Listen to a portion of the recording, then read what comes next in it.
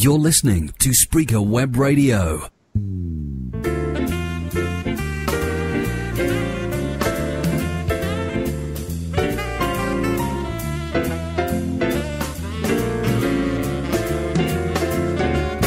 Oh, you'd be so nice to come home to. Oh, you'd be so nice by the fire.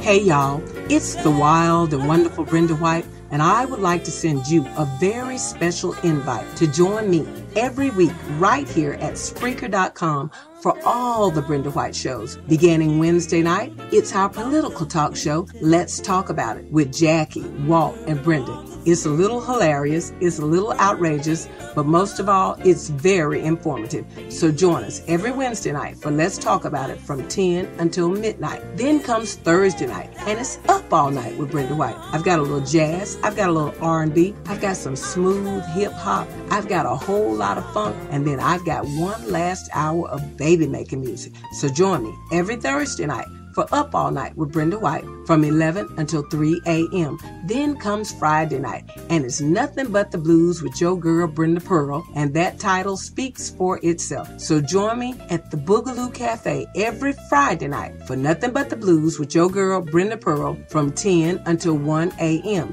And then late Friday night, Saturday morning, let's get soft and warm together. Yes, it's soft and warm. The best sexual, sensual, love-making music on the net from 3 a.m. until I say it's over. Okay? So join me every week for all the Brenda White shows right here at the #1 broadcasting network on the net, and that's Spreaker.com, baby. That's Spreaker.com. That's Spreaker.com, baby. All times Eastern.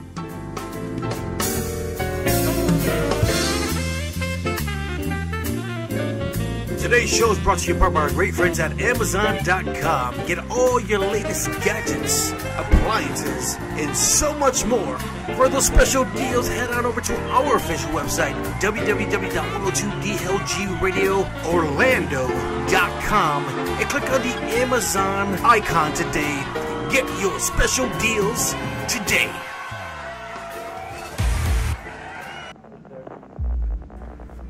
Wirecast is an all-in-one software solution.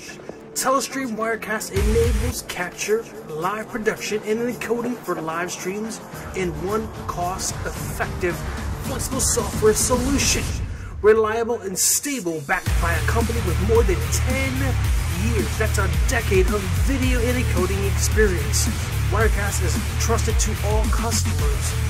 Most critical broadcasts, extensive capture support, capture from a wide range of sources including multiple cameras, computer desktops, capture cards, and other devices such as Teradek, Cube, and more. Powerful live production capabilities switch between multiple cameras and add video, audio, graphics, slides, text, titles, transitions, and more. Wirecast supports for multiple formats. Stream live or archive to flash. The best part about Wirecast is that it also cross platforms to Mac and PC. I'll say it again. The best part about Wirecast is that it cross platforms to Mac and PC. Head on over to our official website, www.102DLGRadioOrlando.com, and click on the Wirecast Telestream logo today and get your free trial at Wirecast. That's right, guys. Get your free trial at Wirecast, and if you enjoy it, then hey, go ahead and purchase it. We have been so happy with the product, and you will be too. Head on over to our official website and get Wirecast today.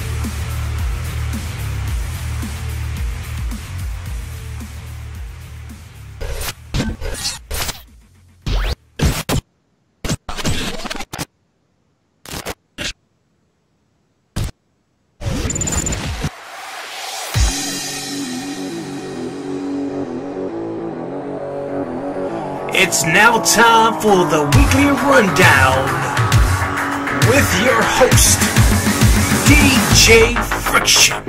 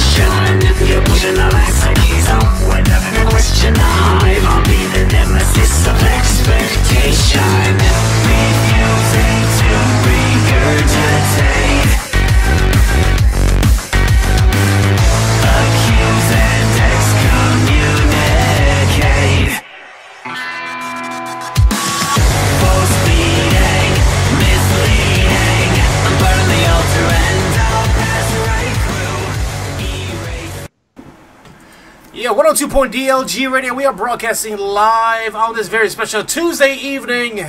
And you're locked into, of course, the weekly rundown. And let me tell you something, guys. We got a very, very, very special show for you. A lot of stuff to talk about here on the program. But before we get into the big details of what's happening tonight on the program, let me just say that whatever is being said on this show tonight, it's all Michael Professor Benson's fault. Has nothing to do with Kevin. Just want to say that. Joining me live is Kevin, the Iceman Tapey, and the Professor, Michael Benson. What is going on, guys? How you guys doing? Yo. Not much. Hanging out. Yeah, I'm telling you, man. Anyways, let's go ahead and get into the show because we got a lot of stuff to cover.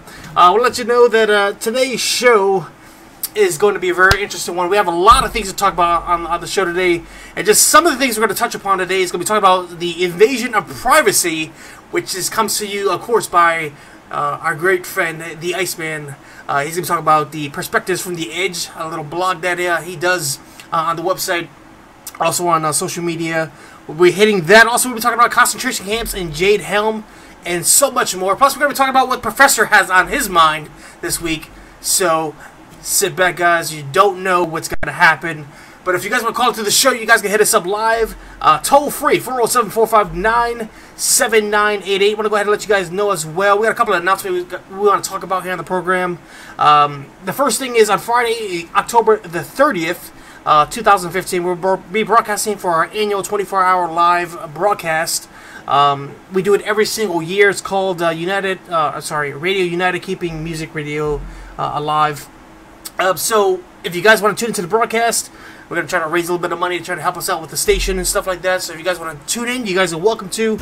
A lot of great things happening with the program this coming year. So a lot of big plans happening for 2016 as well. Just want to let you guys know, too, the holiday season is coming up. So we want to go ahead and let you guys know that from November 13th all the way till January the 5th, 2016, we're going to be taking a holiday break because we all need it. We work hard all year long. And even though this is Kevin's first year joining us, hey, none of that yawning crap over there, bud. That just tells you I'm talking too much. Anyways, so we'll be on a little bit of a hiatus for a little bit. So don't miss us too much. We will be back on January 5th, 2016, which falls on a Tuesday night. Hopefully by then Mike will be moved into his new home, and I'll be in mine. That would be lovely. I can light a fire under your ass anytime soon. You will be. Yeah, and we want to let you know that today's show is brought to you in part by Amazon. Get all the greatest deals on electronics, video games, music, audiobooks, and much more. Amazon gives you all the greatest deals that you can earn up to 20 to 50% off some of the hottest merchandise by heading on over to our official website, www.102dlgradioorlando.com.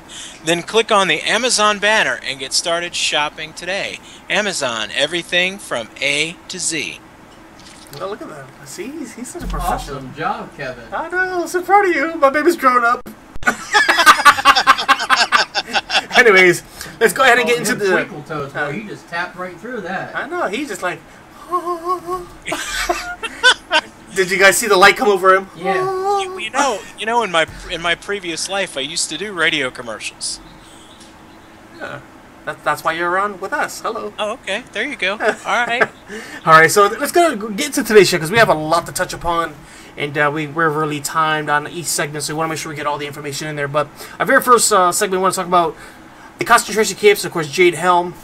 Of course, you know, there's been a lot of controversy over the past few years. I'm not going to say a few months because it's been a few years.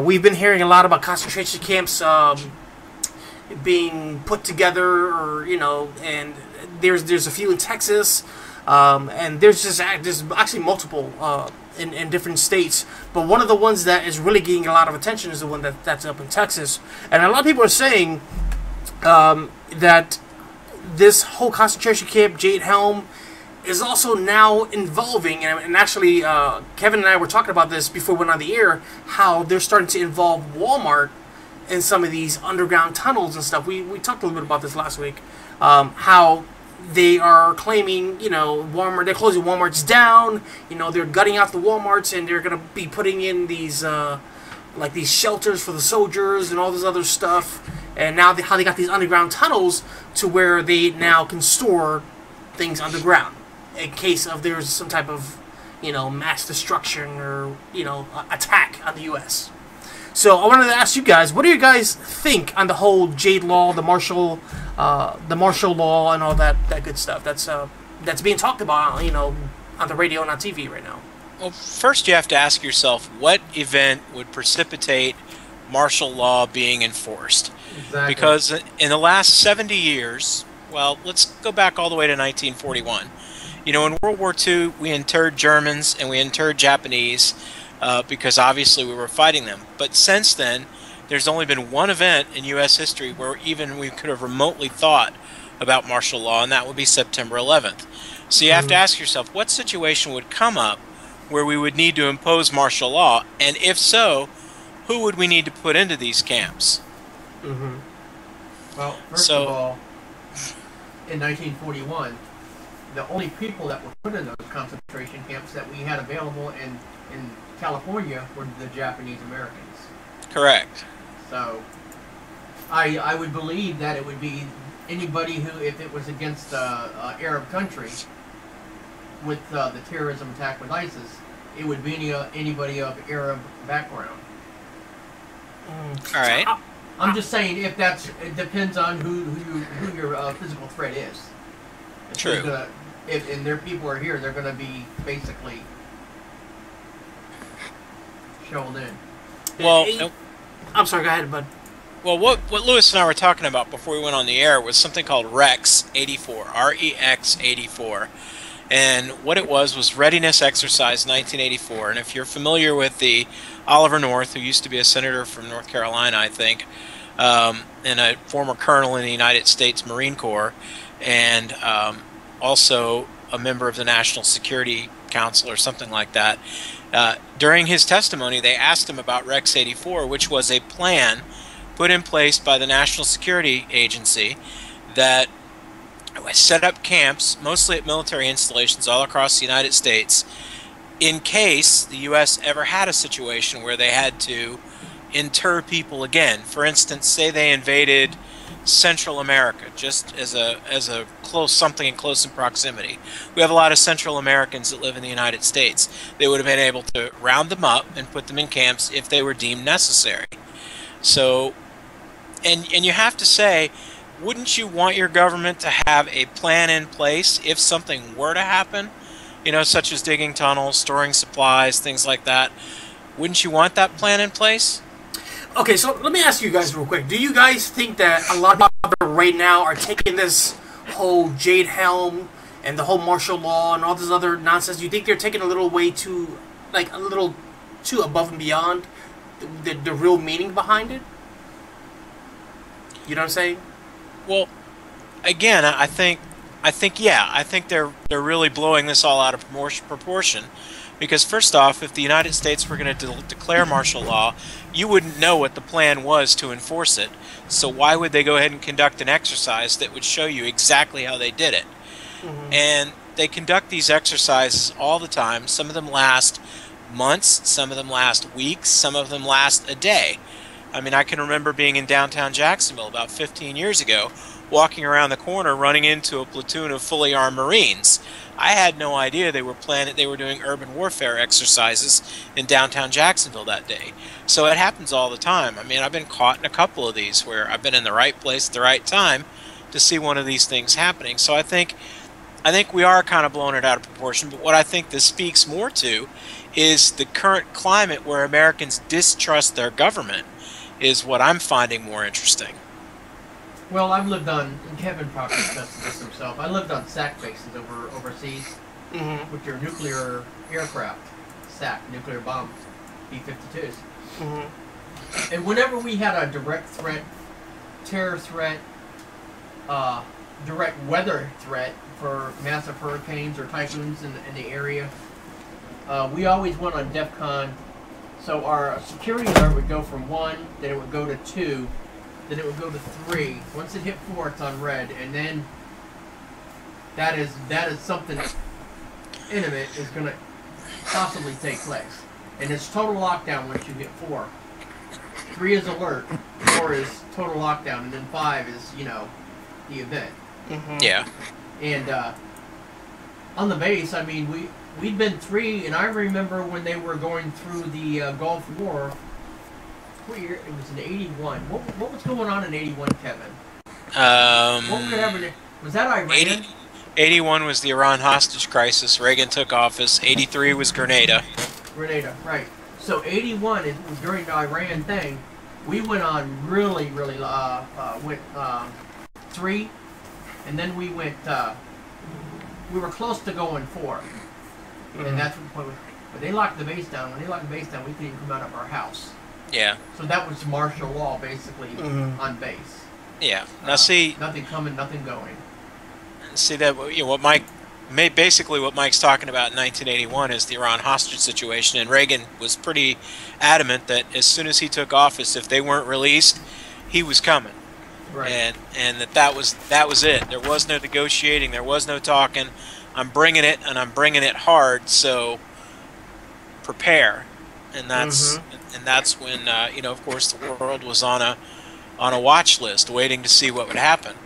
But I think really what this speaks to is that this really speaks to the American people, not as a whole, but a certain group, not necessarily the group you might think. They distrust our government right now, which begs the question, why? You know what? I found it really interesting, too. The other day, I happened to be at work, and then one of my other managers happened to come out and say something that caught my attention that was very, very interesting. And I was stupid to kind of try to look it up while I was at work on break and stuff. But he was like, do you know that the whole 9/11, by the way, the whole 9/11's just a couple days away from the anniversary. Yeah. But he was like, do you know that whole 9/11 thing was just a fluke? Like, it wasn't a real, tragedy or anything like that. That it was all set up, and it was just to capture people's attention. I'm like, how can you say that 9/11 was like not real? We lost tons and tons of lives out there. My neighbor's family was in 9/11.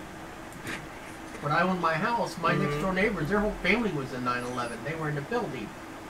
Don't tell me it was just a fluke. There are people who believe that, though. How many lives were destroyed? Yeah, like, how can you sit there and literally say that the whole 9/11 was a fluke? It was just, to try to get attention or whatever have you. And I'm just like, really? Like, that's just so disrespectful. You have to ask yourself, why would we, what attention is it that we want? Do we want it drawn away from something else that's going on? And that's why we'd have an event like that. I mean, there's a ton of questions, and I said it on this week's Facebook post. Conspiracy theories are based on actual people buying into the theory that... Hold on just a second. Yes. He wants to be famous. He wants to. He's saying you need to tell him to like and subscribe to your YouTube channel. So yes, like and subscribe to your YouTube channel. So you got a little advertising guy. Anyway, conspiracy theories are based in that everybody involved will keep it secret. And that's tough to do. Especially for something like that. Yeah. I look at it in this term, I hear people say, well, we were doomed to have something take place. We've been so fortunate and lucky. But if you go back to the time where our country's only a little over 200 years old. I mean, 1776, and it's only a little over 2015. So, what is that? Almost 3 decades coming up. So, 230 years. Look at other countries. They've been around for centuries. And they've been through ups and downs and, this and that, and being taken over by other countries and so on and so on. So this is all part of the evolution of who we are as a nation. I want to go ahead and read some comments that was mentioned. Actually, Kevin was going back and forth with Denise. For anybody who doesn't know, Denise is Mike's wife, the professor's wife, on Facebook. Yeah. Okay.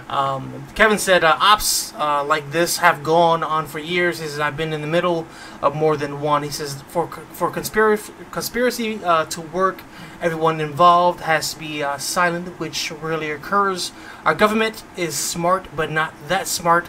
Can't wait to talk about this one tonight. And of course, Denise went on and replied, sometimes I think the people that get wrapped up in this are crazy, and then sometimes I think maybe I am the crazy one for not paying too much attention to the situation.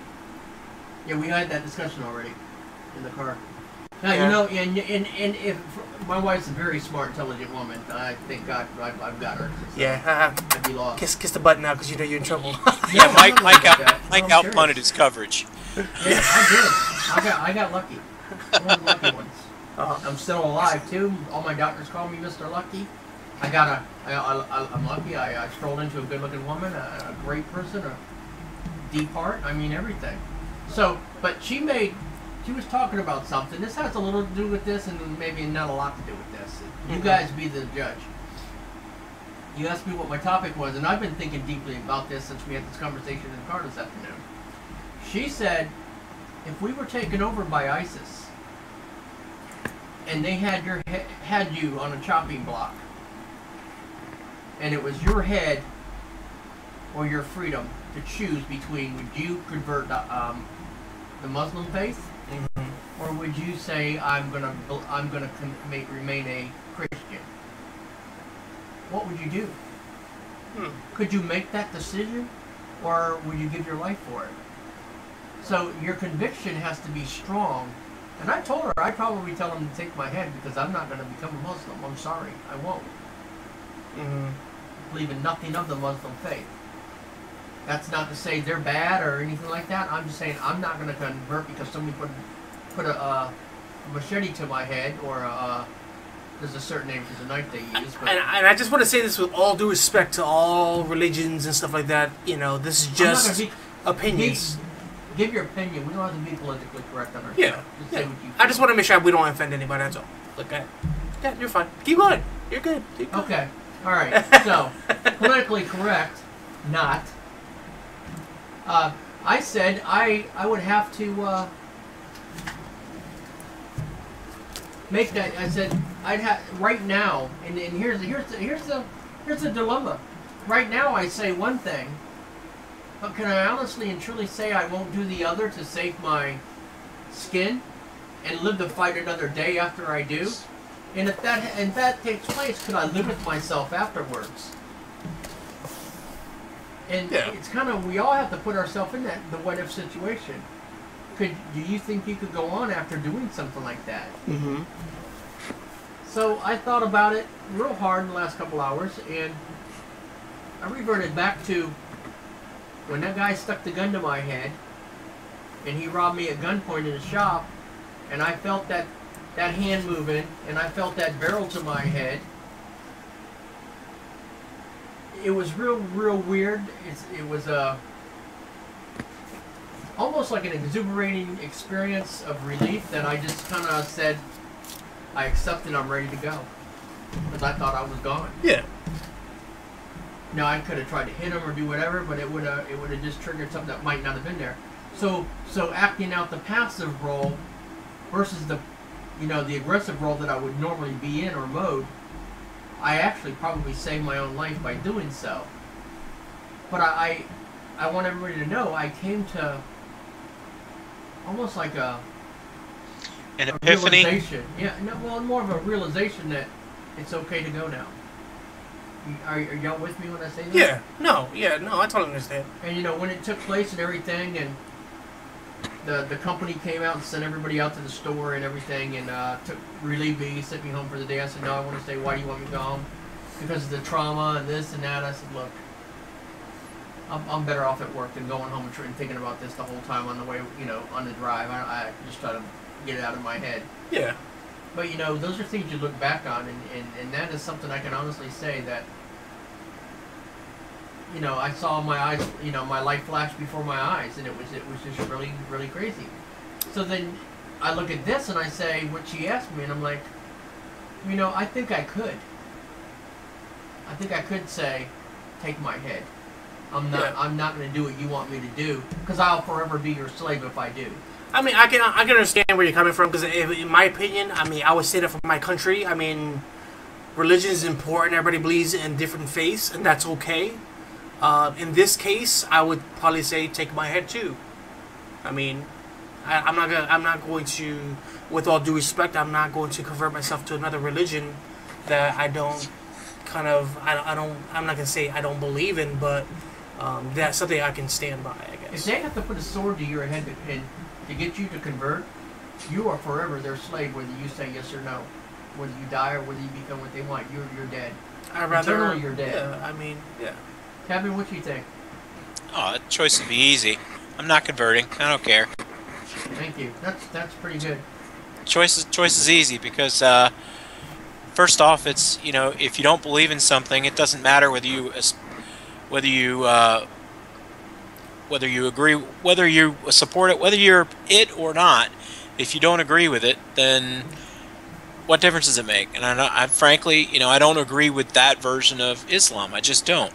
No. I mean, that version to me is not the version I studied in college, not the religion I studied in college, not the tenets, and it's not the Quran. I don't know where they're getting it from, but you know, it's not the Islam I studied. It's not the. I mean, I've been to a mosque. I've talked to, you know, imams, and it's not the version of Islam I'm familiar with. Let's put it that way.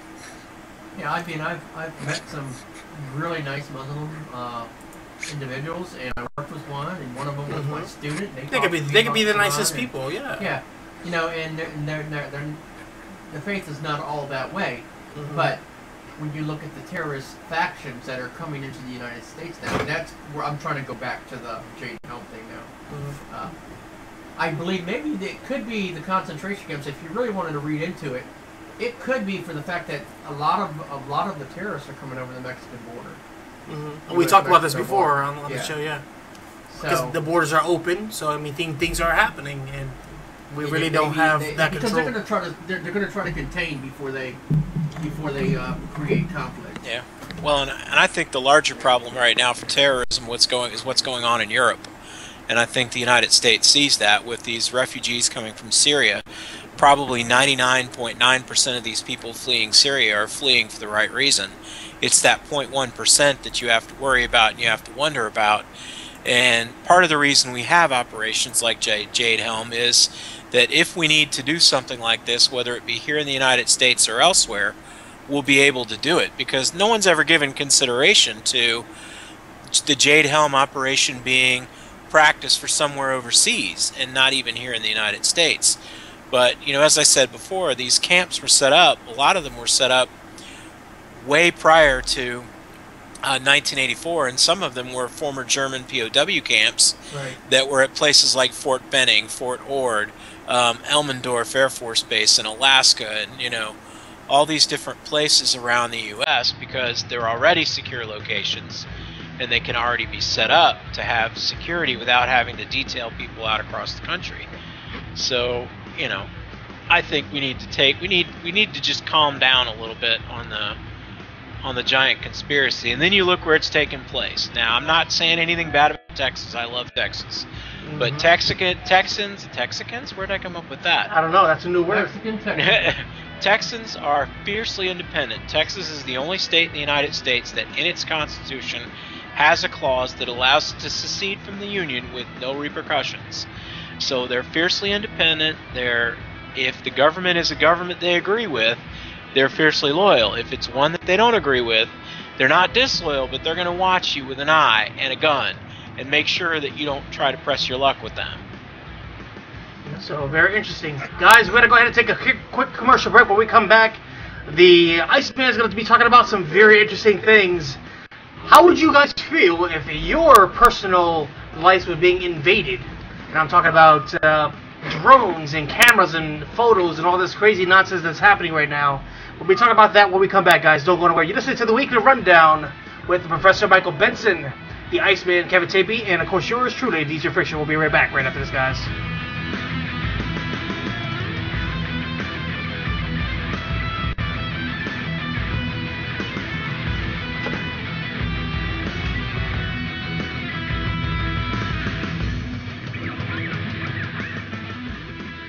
This is iHeartRadio. iHeartRadio. iHeartRadio makes you want to move. When you have a great melody, a song can last forever. Instantly connected. I love it when the beat goes boom.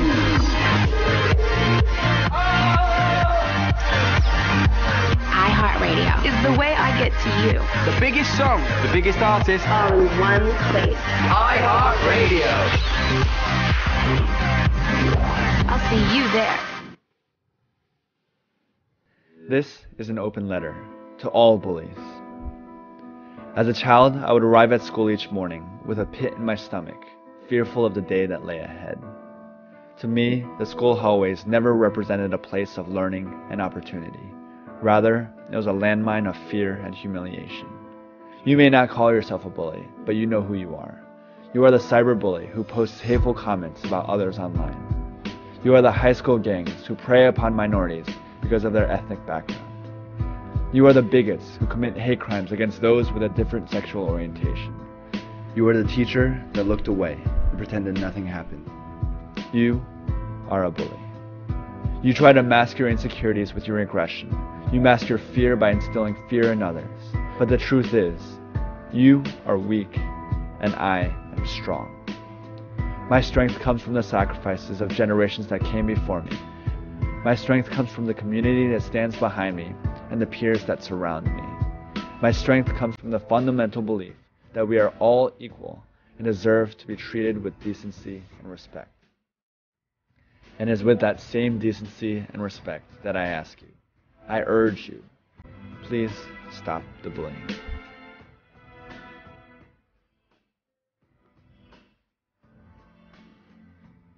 Shop your way with eBay and get your goodies today. Get all your special deals by going over to our official website, www.102dlgradioorlando.com. Click on that eBay icon and get started today. Hey everybody, what's going on? We're going to send us that in memorial to the Indiana Pacers and all the girls that missed their periods. Missed my period. It was 2 weeks late. Now she's all swelled up. Oh my God, I hope it's just water weight. Well, let me ask you just one time, say, I guess you'll say, what can take all of your puffiness away, my doll?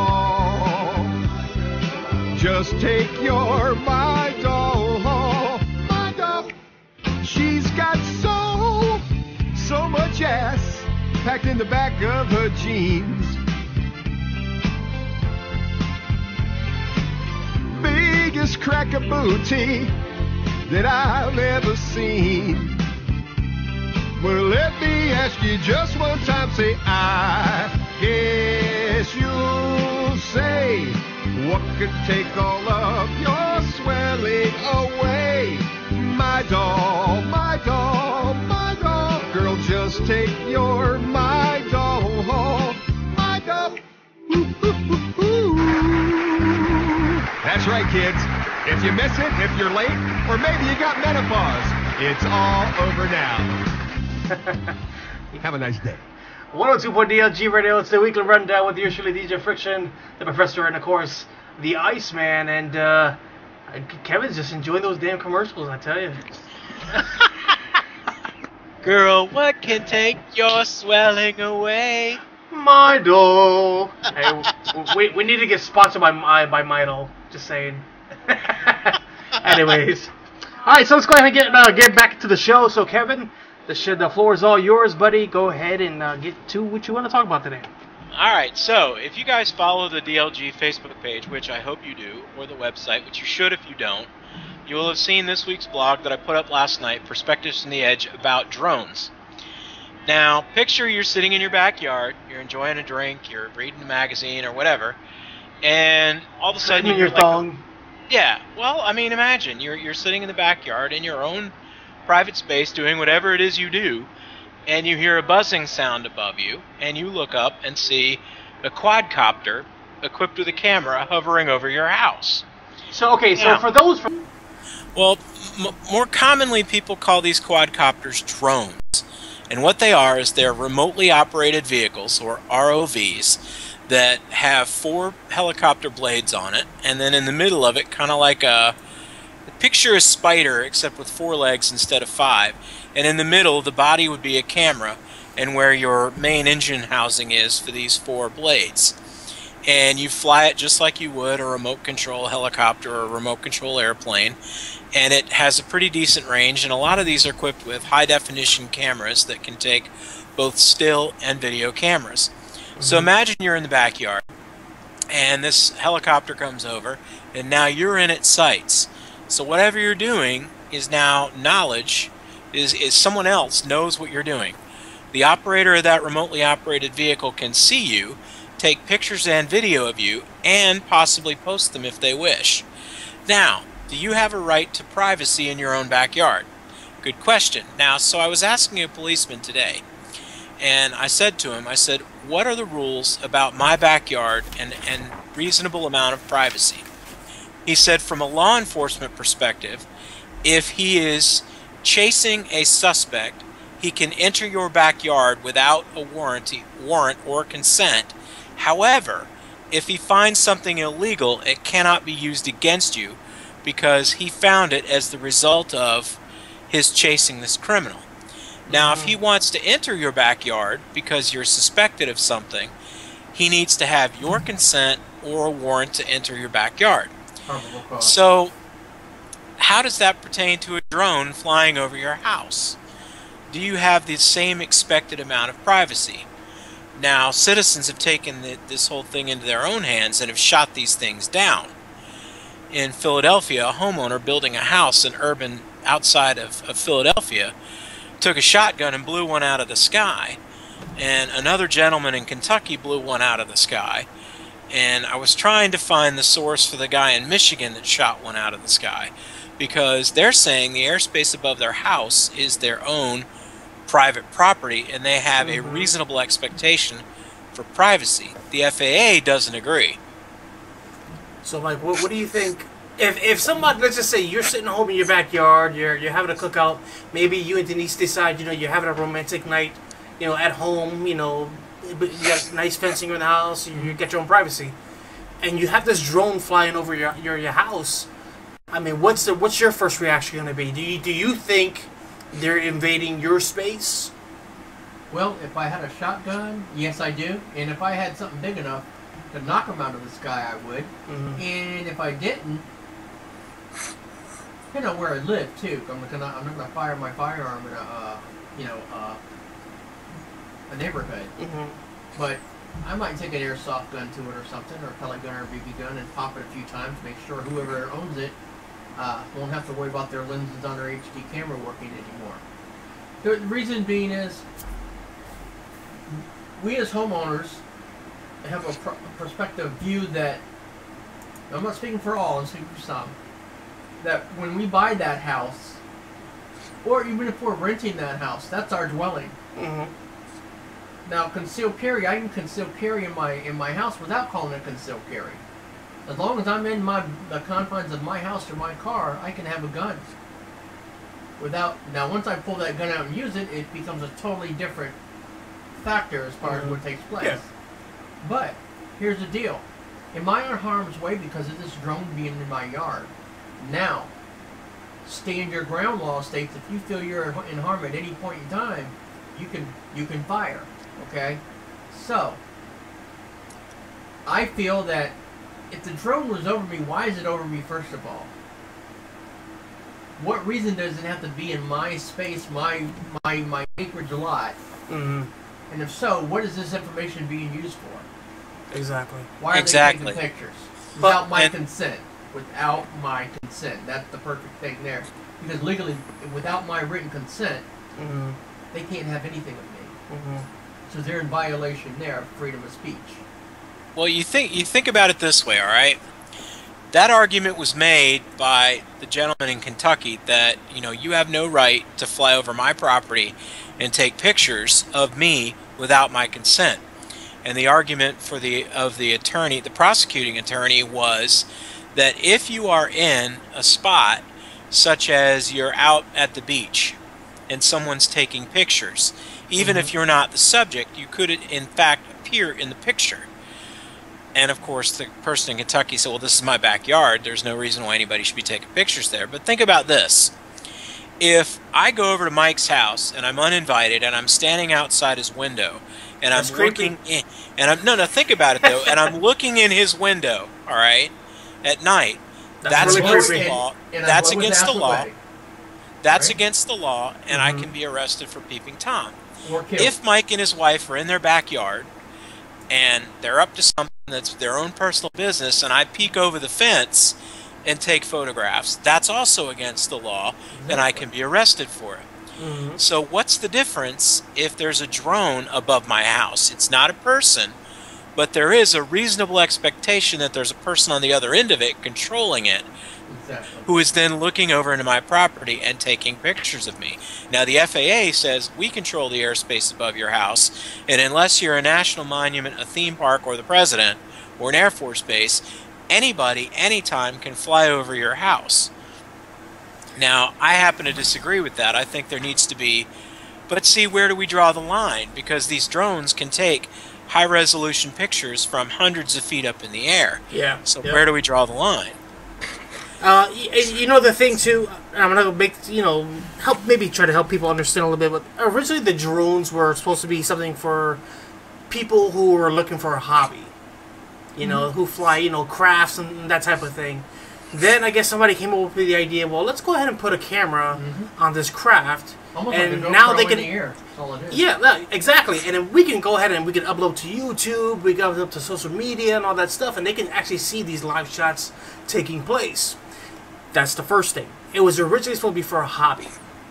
What's happening now is that people are not using these for just hobbies anymore. It's like how Kevin said, they're using it to, kind of out of curiosity, to kind of look at people's yards and, looking over, businesses or whatever have you. In my opinion, I don't think drones should be legal whatsoever, honestly. I can understand if law enforcement's using it for their personal use to try to catch criminals or whatever have you, but I don't think anybody should just be owning a drone just Let's own a bring drone. it into play in the realm that everybody else might understand. If your team was down 21 points and they happen to be the New England Patriots and we had to go. old manager decides, let's just go ahead and send a drone. We got busted with Spygate the other way, but let's go ahead and put a drone in the air and kind of zip on over to the other coach's playbook over there and let's see what's going on. Well, that's true, but something Lewis brought up is even more interesting. Is he's talking about, law enforcement being able to use drones. Ironically, the majority of states who have laws in place regarding drones have laws in place to protect citizens from Drones. Obsessive use by law enforcement of drones, not of normal everyday people like you and me, but excessive use by law enforcement. The state of Florida has that in effect. I found very few states who don't have a law or a statute about excessive law enforcement use of drones. And originally, drones were meant for the military. They were using them to survey battlefields without having to put somebody up there and put them in harm's way. And they were being used by oil companies and things like that to examine wells and stuff without having to put someone in danger. But now, Mike, you know this, you sell them in your shop. I can go buy a decent drone for around $250 to $300 that has a decent camera on it, and I can get 200 feet above somebody's house, say somebody like Taylor Swift.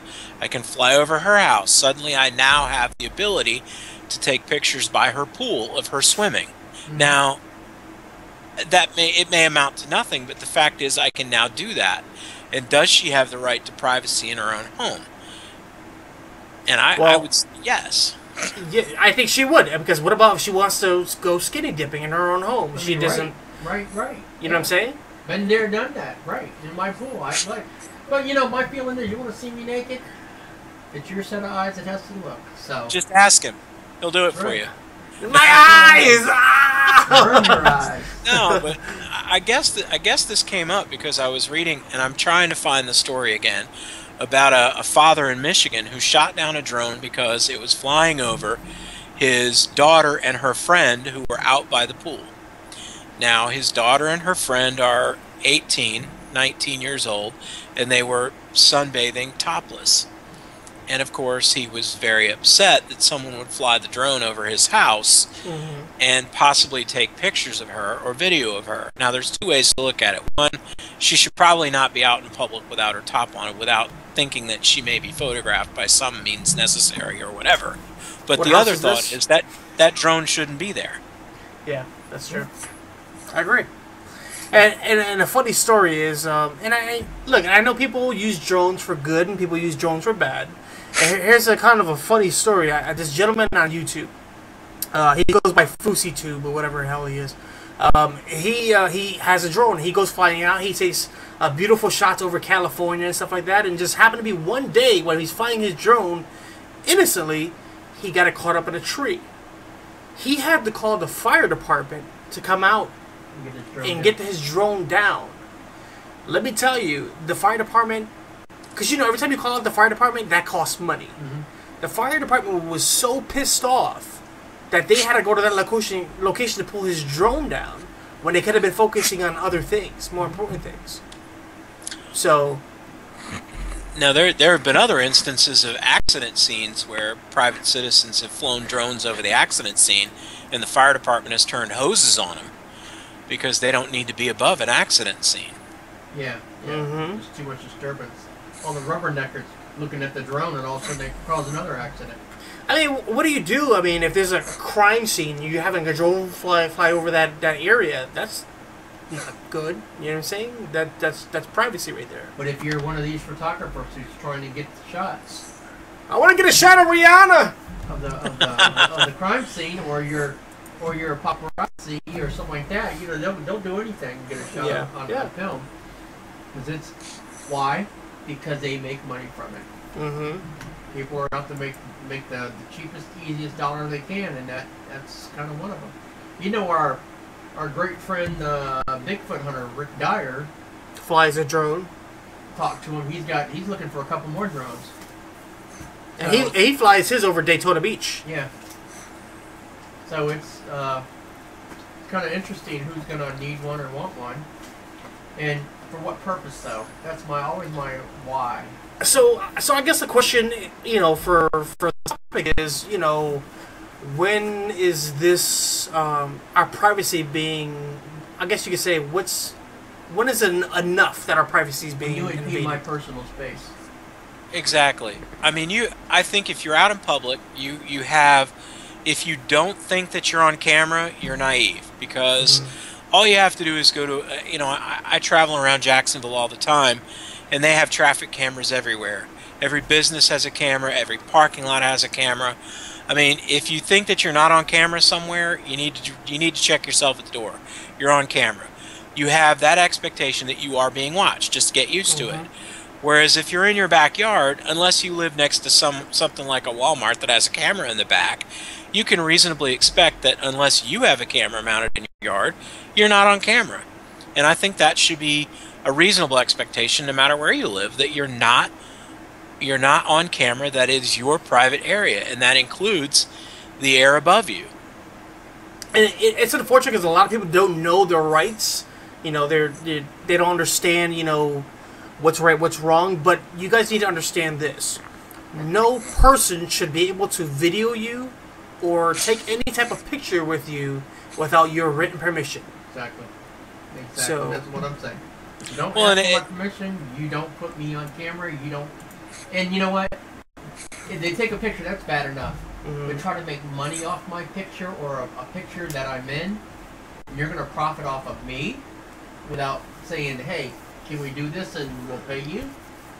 And see, that's the thing, is that, you know, when I signed on to this radio program in the beginning, Lewis sent me a release form that I had to sign, and I had to agree that whatever my image will be used to promote the radio station and its sponsors. Now, the views expressed by the host do not actually they don't pertain to the radio station. I'm trying to spit that out and I can't. So he's tongue-tied. Yeah, I know. It's weird. It's a weird feeling, man. That's strange. Anyway, so But I had to sign a release form, and I've had to do that before at other places. You know, when I worked for Duval County Public Schools, I had to sign a release form because it's possible that during a photo op I'll be photographed by a district photographer. Every student who comes to school in public school, there has to be a photo release because there's a reasonable chance that someone is going to take a picture of them at a function or an event. And if I have a child that has a no photo release, you got to make sure that kid's out of the picture. Now, if I'm at the beach and someone is doing pictures, you know, wedding pictures, and I happen to fall into one of them because I'm in the background, that's different. I mean, if they're using the picture, but they're not referencing me, and I'm not the main subject of the picture, then, you know, I have no recourse, really. I mean, should they have done a better job to keep me out of the photo? Yeah, they should have. But, you know, again, it's one of those things that just happens. So, again, I go back to this airspace above your house. How far up can you expect privacy? I mean, if a police helicopter flies over and they're looking for someone, that's one thing. But if it's a drone hovering over your house, do you have the right to shoot it down? Yep, shoot it down. I believe you do. I mean, that's to me personally, I think that's invading my privacy. You're coming over my private property, my home, and if you're going to, I mean, if you're not knocking on my door and say, hey, do you mind if I fly my drone over your house? You know, I'm trying to get some aerial shots. That I would understand because you came in, you know, you asked me respectfully. But if you do not, you just decide to fly it over my home without my permission, then yes, I have the idea of, or should I say, I'm gonna give myself the damn okay to take down your drone. And let's put it to this point: there's so many people out there looking for a way to be dishonest, always looking for the easy way out or the easy in, and as it is, kids have to be cooped up in their house or their yard, their fenced enclosure and everything these days because of pedophiles. So if a pedophile has a drone and they want to fly over, they want to see those kids anyways. They want to take pictures of them or this or that in the pool, in the yard, or whatever. Well, they don't even have to leave their house anymore. They're right there for them. You know, so I mean, there's so many. It's a can of worms that's opened up, and it's going to go haywire before it's safe. I mean, it's ironic. Right now, I'm following a story online about plane fire at LAX, and one of the things they have flying on the outskirts of the airport is a drone taking footage of this plane fire at LAX. That's crazy. I don't know. I personally think we need some type of what the hell? I think we need some type of oh, that was a sexy guy right there. Anyways, I think we just need some type of law with these drones. Yeah. You can't just give them the freedom to go out there and just do whatever the hell they want to do. Not that we need a law, but we need some clarification. Some type of rule or something. We need something. A ruling on it as far as what really, where their place is in society. And I think, you know, if you want to start looking at legislation and statutes that make sense, ironically, is Louisiana. Louisiana has actually put into their peeping Tom statutes a subcategory for drones, that drones can be considered peeping Toms, and anyone using a drone over an area that someone could expect privacy would be considered a peeping Tom violation. Now, that doesn't carry a whole lot of a sentence to it, but, you know, say for instance it were minors, it could be considered predatory. So there's a lot of legal ramifications that are going on here, and I don't think we've heard the last of this. I think we're going to hear more and more about drones and legislation, and especially if companies like Amazon start delivering packages with them. So, okay, so here's my quick question to both of you guys and whoever wants to answer it. Why is it not okay to fly over theme parks or airports or government locations, but it's okay to fly over our own home? Well, that one's actually fairly easy to answer, is that if you are over, in the case of military installations naturally are no-fly zones for civilian aircraft without permission. That's the FAA regulations. National monuments, like the mall in Washington, theme parks, you can reasonably expect to have a high number of people in a given area, so that if something were to fall from the sky, it is possible to have mass casualty situation, which is why places like Disney, you can, it's difficult to get permission to fly over a place like Disney or Universal because of those no-fly regulations. Well, then I'm going to go ahead and I'm going to say to... I'm going to go out there and get my home listed as a theme park, because I slip in and I slip out very easily, and it's free! Come one, come all! And the question is, do you have rides there? But I'm not going to go there. There's tons of rides. You got the slip and slide. You are a slip and slide. He's got a water park in his bathroom. You just don't know about it. I know. Come in the bathroom and I'll show you. Hey. That's what he did redesigning the thing. He put in a water slide, you know. Exactly. So guests coming over can climb into the attic and slide into the tub. Yeah, there you go. There you are. Get the hell out of here. That's the way it should be. Hey. So. All right. So. What's our consensus? Should we have them or shouldn't we have them? I don't think so. I think. Go ahead. I'm sorry. No, I don't think we do. I mean, if they are used, like I said, I think the only ones that should be able to use them are law enforcement or the army or whatever. That's it. The service. You know, I have no problem with people owning drones. I just have a problem with them flying over my house, because that's just not. I don't think that that's a proper use of them. I mean, I've seen some fantastic drone video of the Florida Keys, you know, shipwrecks and things like that. I've seen some fantastic drone footage, and there are people doing some amazing work with drones out there, and truthfully they have saved lives by taking people out of a dangerous situation and putting the machine there. But I think where we really need to be careful is we need to be careful about people's right to privacy, because if you're looking in my window, that's peeping Tom. If you're flying over my house, that's still peeping, an invasion of my privacy. Yeah, so I mean, there's, like I said before, there needs to be some type of guideline, some like legislation governing private property or private places. All right, guys, we're going to go ahead and take another quick commercial break. When we come back, well, it's going to be a very special segment, because the professor is going to talk to us about what's on his damn mind this week, and it should be very, very interesting. Guys, don't go anywhere. We'll be right back right after this. I am your host, DJ Friction. Joining me is the professor, the Iceman. We'll be right back right after this, guys. It's okay. Just tell us what's on your mind. We'll be right back after this, guys.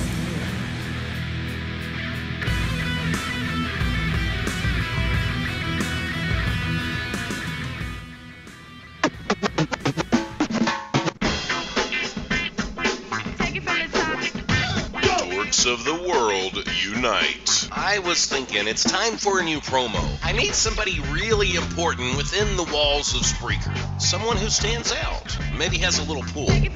Oh, hey, Don. You're listening to the King of All Dorks, broadcasting from his lavish studio apartment in Clarksville, Tennessee, with an ocean view. This is Don Landworth. Join us on the Christop program in the chat on Spreaker.com. Oh, that was great, Don. But do you have any ideas on who I could get from Spreaker to help me do a promo? Somebody really important. This is Donald Landworth, the free COO. Hey, Don, are you okay? Join me and my friends in the chat on the Christop program on Spreaker.com. The Christop program burns more calories than setting a fat kid on fire. Take it from the top. Go!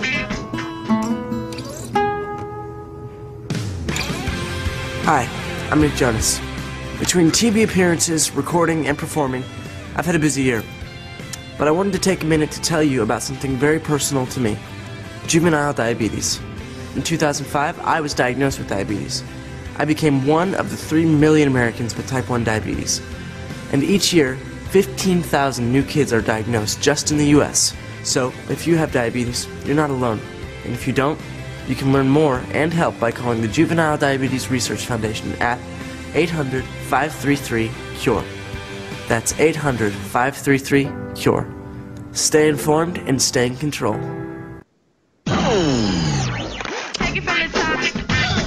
Yeah, I'm on iHeartRadio and Spreaker.com. Oh, their stocks? Worthless. Down the toilet. You can either talk in the Christop program. Mr. Pop. Take it from the top.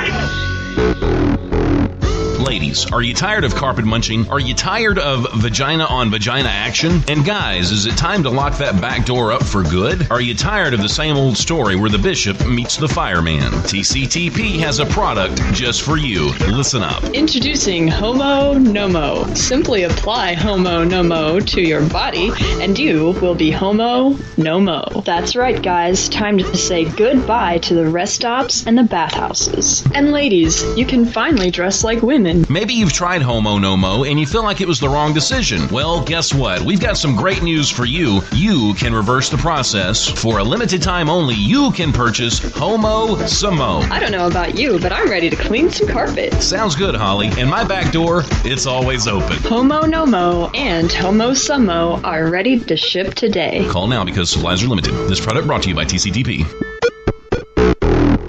This has been a Chris Top, Holly Stalin production. You can either talk in the Chris Top program. Mr. Pop. Take it from the top. Holly Stalin's words cut like a double-edged sword. On the Edge with Holly Stalin, the fastest 30 minutes on Spreaker.com.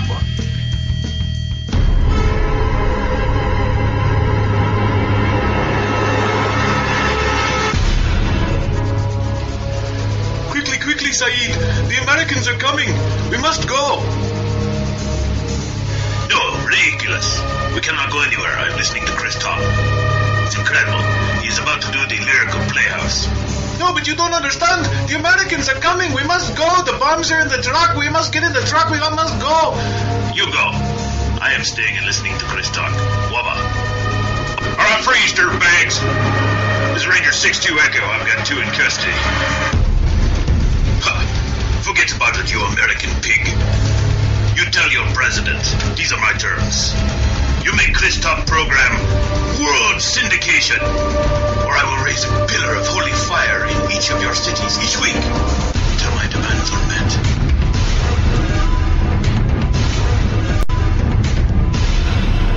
Listen to the Chris Top program on Spreaker.com, or else.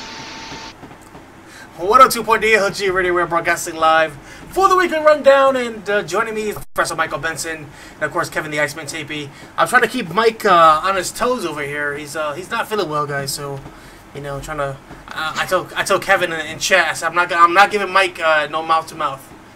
Just saying right now, it's not happening. You can give me mouth to ass if you want. I don't Sorry. I don't do the butt hose. So sorry. Some people would say that would be closer to his brain. Anyways. Very good, Kevin. Alright, guys, so for those of you who are tuning into the broadcast, this very special evening, wow, I see the show, the second half of the show going, woo!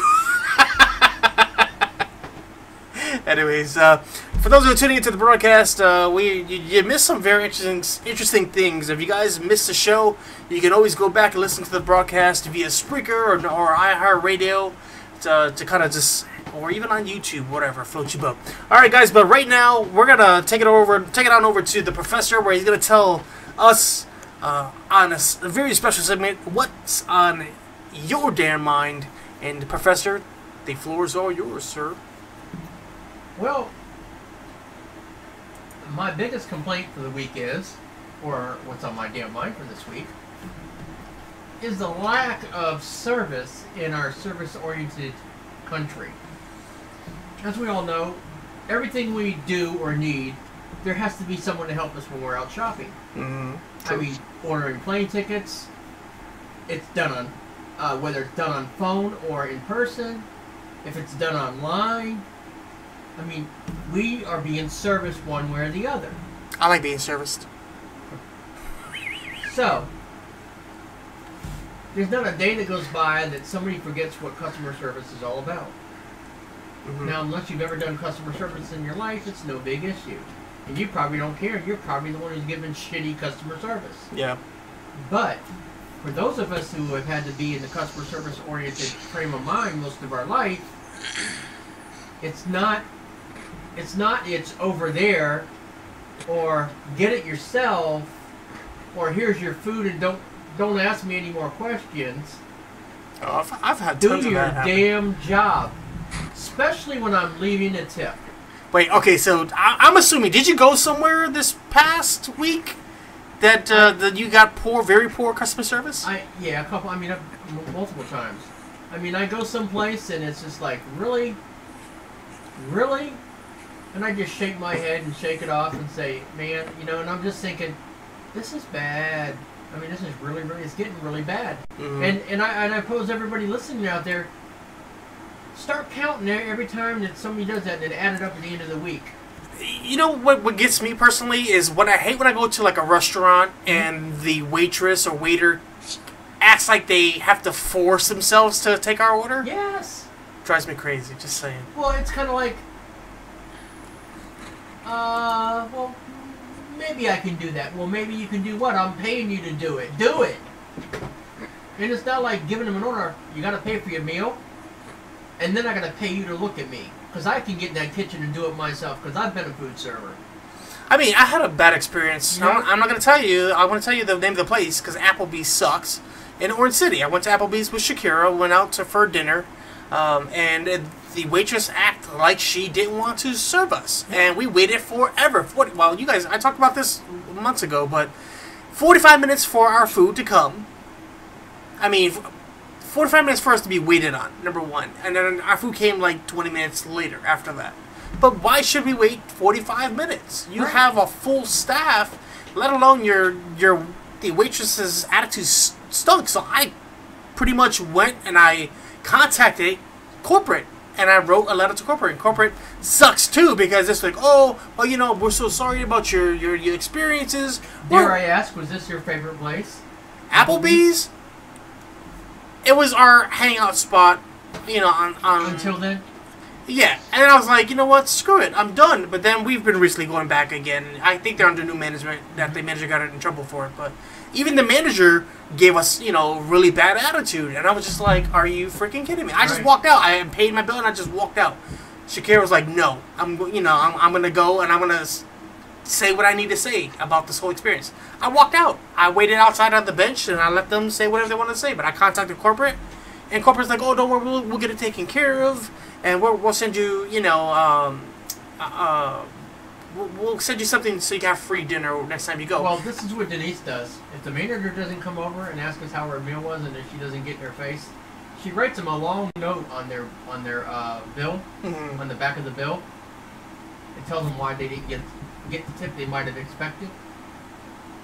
Well, you would have earned a $10 tip, but you didn't like. Oh, one night she started deducting. She sounds like me.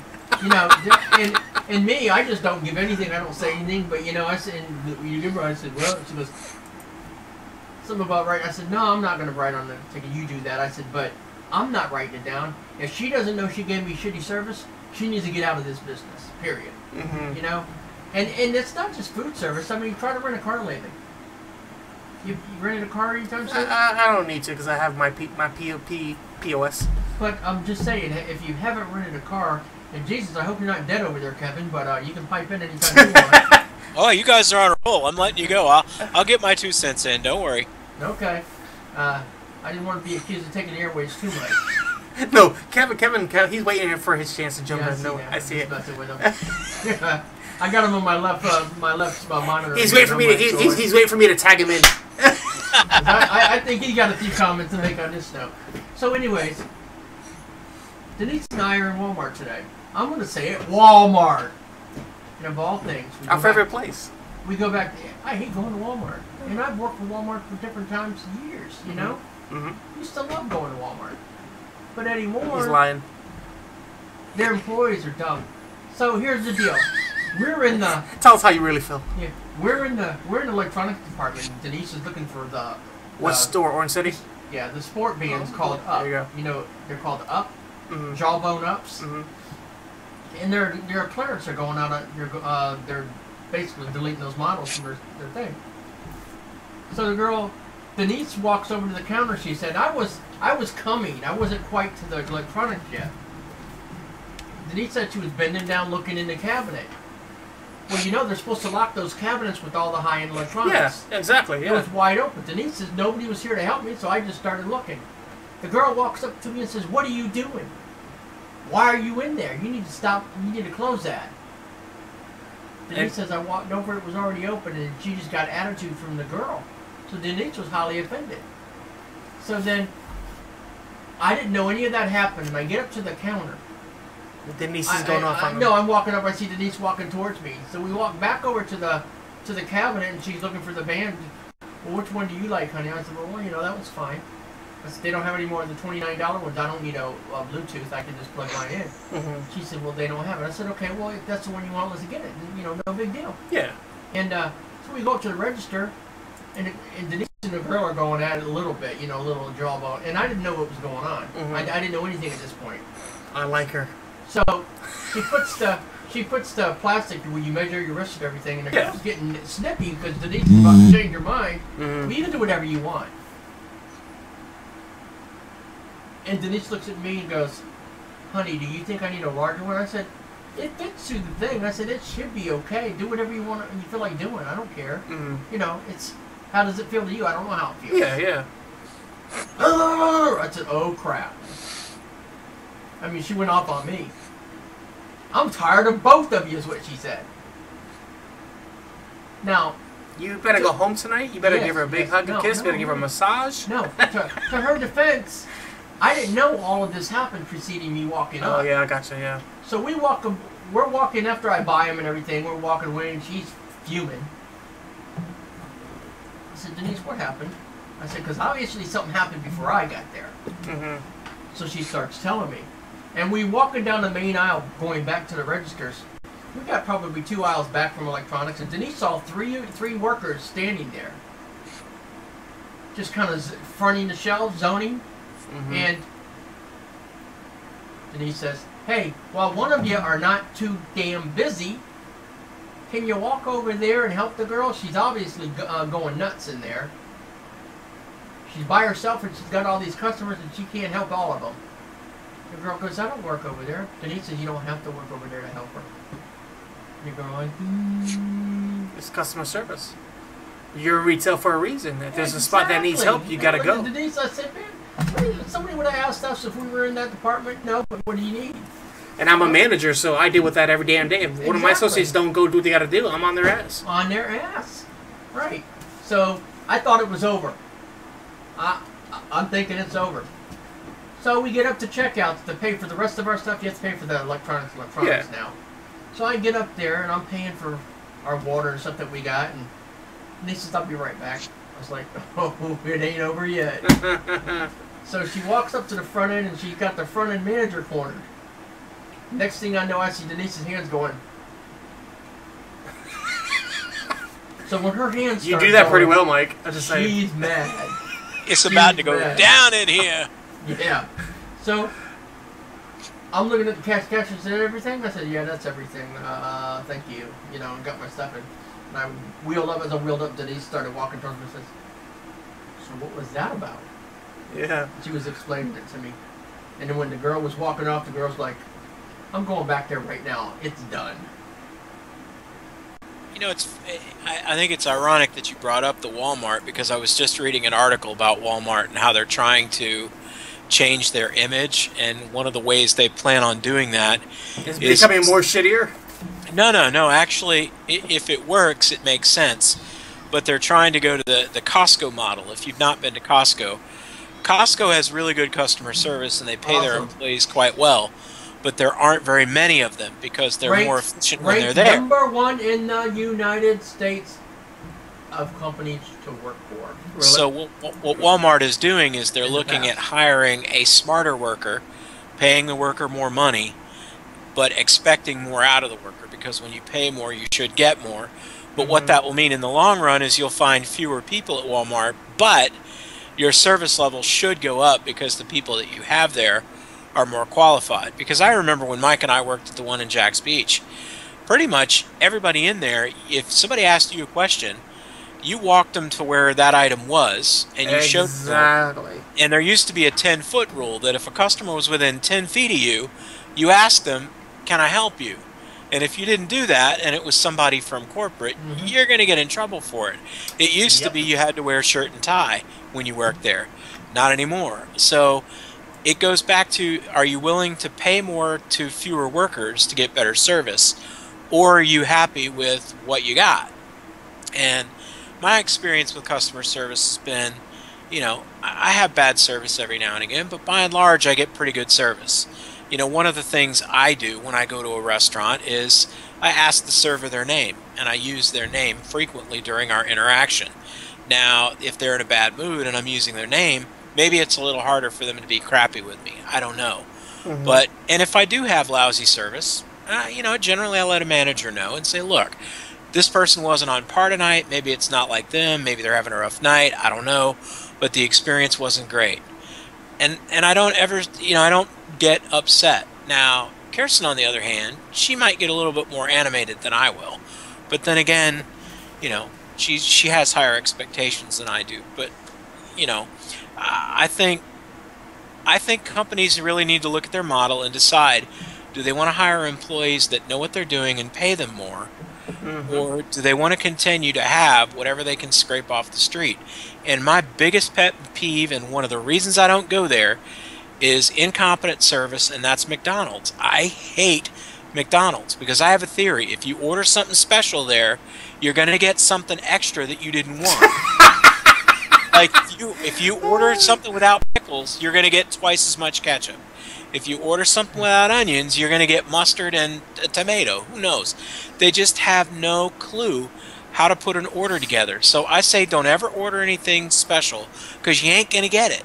They're horrible. And 9 times out of 10, they don't speak a language that remotely resembles anything intelligible. Hello, welcome to McDonald's. No, I went into a McDonald's here, I guess, I don't know, maybe a month ago. I walked in, which was very rare for me because the drive-thru line was a mile long. And you know you're going to be in there forever. I walk in, and the 2 ladies are having an argument at the front counter. They're not arguing about service. They're not arguing about food. They're arguing about some guy who did them wrong and who owes them money. That's what they're arguing about, and I'm standing there. I'm the customer. You know, let me tell you something. You keep your personal business to yourself. I just want a burger. Get it now. Let me tell you something. First of all, going back to your 10-foot rule, if one of my associates does not greet a customer and you're ignoring them, you got your back towards the customer, I'm writing your ass up. Number 1. Number 2 is if you're sitting there with other associates and you're having a conversation about, oh, well, my boo this or my boo that, or, oh, my man cheated on me, he's up on Snapchat, or you're sitting there and grooming and you decided you're going to be on Snapchat, I'm writing your ass up. Yeah, me and Lewis used to go over into the intimates area and have our discussions because nobody would come around there, huh, Lewis? Oh, yes. But you know, I think Mike is right. Service, and the sad thing is the United States is probably one of the biggest countries, or one of the largest employers of service industry people, because we've shipped a lot of the manufacturing jobs overseas, or they've gone automated. So a lot of people are in service, and a lot of people that are in service have no business being there. And it's very simple. When you go into a store and you need help, and you ask for help, and you say, you know, hey, John, can you help me find such and such? And John goes, that's not my department, I don't know, and then walks off. I'm sorry, John, if you don't know, get on the phone and find somebody that does. Exactly. Or get somebody on your little walkie-talkie and ask them where it is. I've been in Walmart where the lady walks up to somebody and says, I can't find this, and the employee looks at him like, I don't know.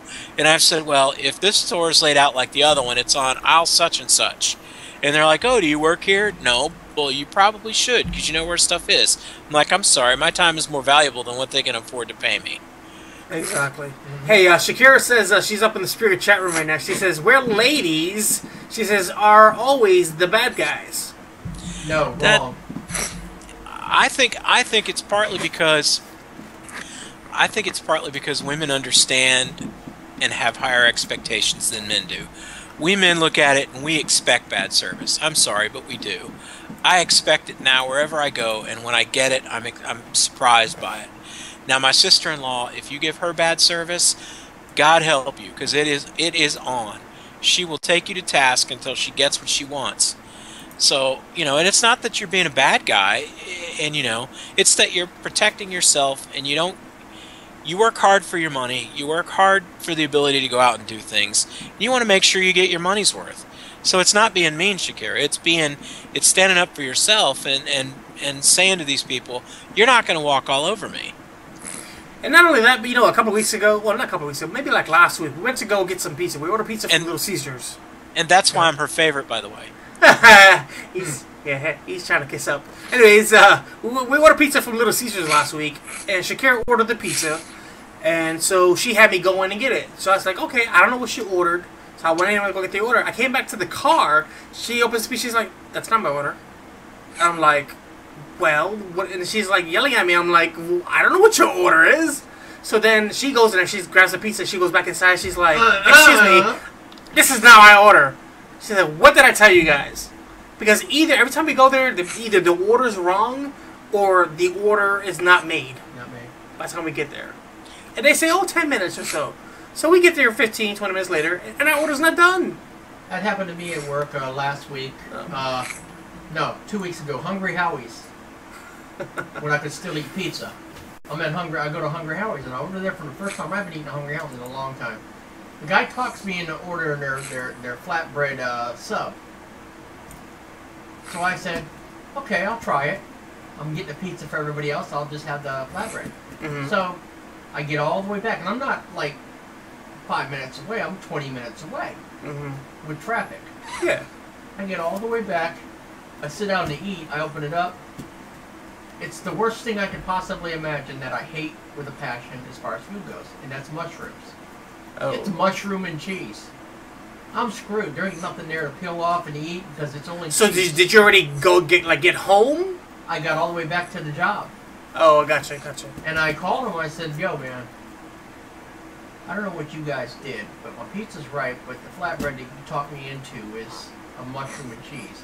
I said, "If you knew me, you would know how pissed I am right now." I said, "Because I can't stand mushrooms. Of all things that had to be on there, I might have just said what the hell with something else, but mushrooms, no." So what do they do to correct the problem? Good customer service. Oh, the girl answers the phone. She goes, "Man, them guys were working. They don't know what the hell they're doing. The women are here today, and come back and see us tomorrow. We'll make sure you get the right thing." So did you go back the next day and get your credit card? I called ahead. And he goes, "Mike." I said, "Yep." He goes, "We'll get it ready." Okay. So went there, picked it up. It was nice knot and ready to go. Shakira says, "Oh, I know. You ain't got to tell me, LOL." But I recently bought 2 books for a course that I'm taking at UNF, and I bought them at the campus bookstore, and I get to class, and the professor says, "Well, those aren't the books that I wanted. They didn't get the order right at the bookstore." So I said, "All right, fine." So I go back. A lot of us had to go back and exchange the books because they put the wrong books out. Well, the girl behind the counter says to me, "Well, I'm sorry, it's past the 31st, and that's the ad drop date, and you can't return these books now." And I'm like, "Look, ain't my mistake, it's yours. Find somebody else around here that knows what's going on and bring them down here." So, to the manager's credit, when he came down, he called her over and he said, "Okay, let me show you how to look this up." And he walked her through finding where the information was, where the order had been incorrect, and he said, "So when you get a case like that, you go into this screen," and then he apologized to me for taking time, and I said, "No, heck no, because you're going to have a bunch of other people coming through here, so, go ahead and do it." So then she apologizes and said, "I'm sorry, I didn't know where to look." I'm like, "That's okay, now you do." So that's where a manager can take it upon themselves to make their employees more self-sufficient and provide better service. I mean, I got the refund, and I ended up having to buy the other books somewhere else, but nonetheless, I felt good about it because the manager had showed her where she made a mistake. So it started out, it could have been really bad, and then it ended up good. So let me ask you real quick. So are you a nice type of person? Do you talk nice back to the person, like the person who gives you bad customer service, or are you just like, you know what, whatever, I got shitty customer service, you're gonna get attitude from me? What kind of person are you? Me, first off, I'm non-confrontational. Mike can tell you that. I don't like confrontation. I'm not a person that enjoys. Now it depends. Now I was boarding a ship in Miami, and I darn near went toe-to-toe with a gate agent there. I said, look, lady, do you want to drop it right here? Wait, did you just say gay agent? Oh, my God. I said gate agent, but okay. Okay. For all I know, she could have been. I don't know. But anyway, so, I'm like, do we want to drop it and go toe-to-toe? Because I will go toe-to-toe with you. But for the most part, I try to put myself in that person's position, and I try to say, okay, what's going on in their life right now that they're giving me crappy service? But I am going to let somebody know I didn't get service I expected. If I go to Walmart, I expect bad service. That's just the way it is.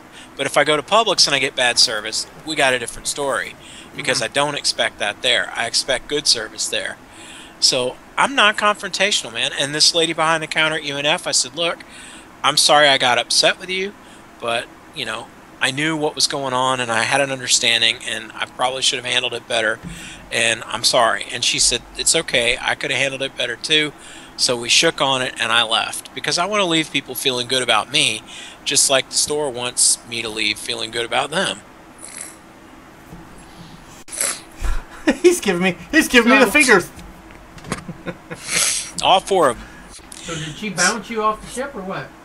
No, what happened was we're on Carnival. We're Platinum Cruisers, which is like the second tier from the top. We've been over 85 days on Carnival, which gives us certain privileges. One of those is boarding the ship before everybody else does and getting into our cabins early. Right, early entry. Yeah. So I show up in Miami. I give the lady my boarding pass. She puts it on the bottom of the stack, and everybody else who comes in, she's putting on the top. So I've sat there for 45 minutes waiting to board the ship. And I go over to her and I'm like, look, I've seen people go through here that came in after me.